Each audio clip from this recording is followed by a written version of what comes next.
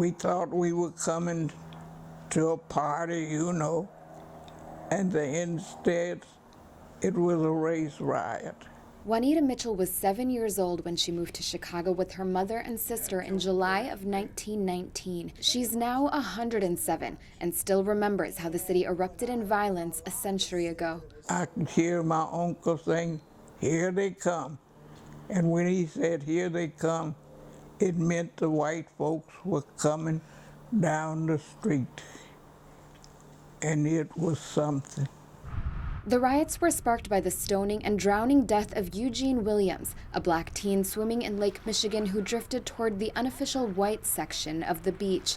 What followed was one of Chicago's most violent weeks in its history. White mobs raided black neighborhoods on the city's south side, burning homes and beating people. Black residents fought back with fists and gunfire. 38 people died, 23 black and 15 white, and more than 500 people were injured. Hundreds of black families were left homeless. I'll never forget it. We were really afraid, and we hid behind the piano in my aunt's house.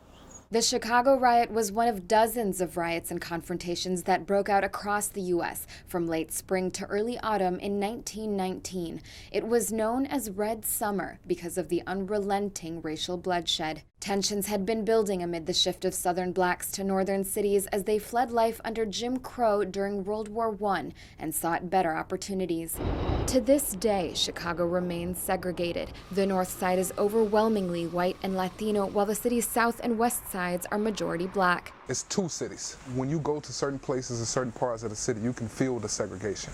You can feel the separation. You can feel where you're not supposed to be. You can feel where everybody's happy that you're there.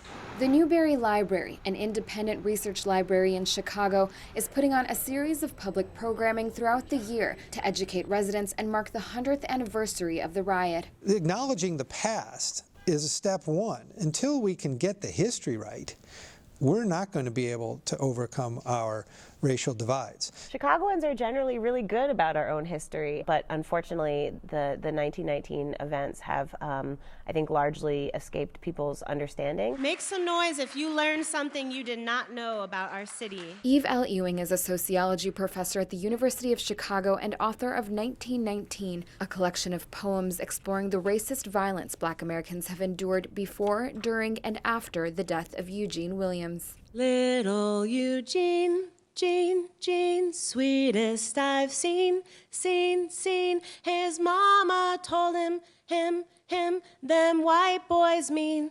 There's a strong case to be made that this is one of the most influential historical events, certainly of the last century, to have shaped the way the fabric of our city operates now.